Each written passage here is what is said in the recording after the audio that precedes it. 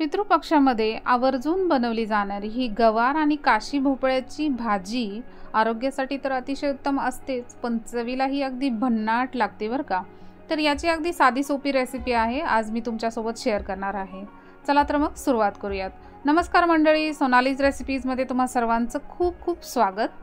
तर ही भाजी बनवण्यासाठी मी इथे 1 वाटी काशी भोपळा घेतलेला आहे चिरून आणि 1 वाटी गवार घेतलेली आहे। निम्म्याला निम्म प्रमाण मी घेतलेलं आहे। आता देऊयात फोडणी। फोडणीसाठी मी इथे कढईमध्ये सर्वात आधी टाकणार आहे तेल। हे मी लाकडी घाण्याचं तेल वापरते आहे, तुम्ही तुमचं जे असेल ते तेल वापरू शकता। यामध्ये आता मी घातली आहे अर्धा चमचा मोहरी। मोहरी छान तडतडली की मग बाकीचे जिन्नस यात घालायचे आहे। तर तुम्हाला सांगायचं असं की लाकडी घाण्याचं तेल आहे त्यामुळे थोडासा याला फेस येतो, कारण ते कच्चं असतं, पण मोहरी तडतडते। यामध्ये मोहरी फुटतीये बघा, तुम्ही बघू शकता। आता मोहरी फुटली की यामध्ये टाकायचं आहे अर्धा चमचा जिरं। जिरं घातलं की त्यामध्ये नेहमीप्रमाणे लसूण मिरचीचा ठेचा घालायचा आहे। ठेच्याने या भाजीला अगदी उत्तम चव येते।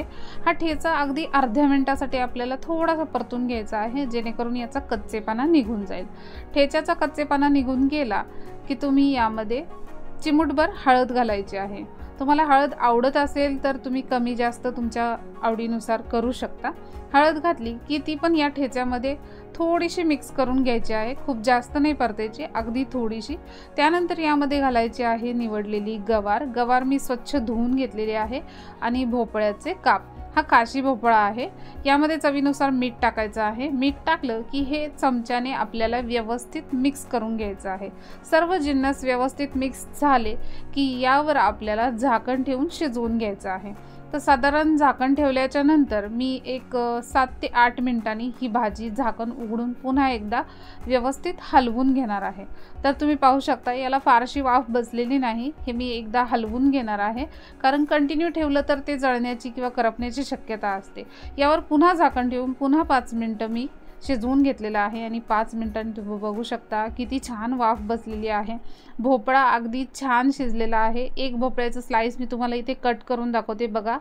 अगदी सहज याचे 2 तुकडे झालेले आहे, म्हणजे आपला भोपळा छान शिजलेला आहे। तर ही अतिशय उत्तम, चविष्ट आणि आरोग्यासाठीही खूप चांगली असणारी गवार भोपळ्याची भाजी नक्की करून पहा।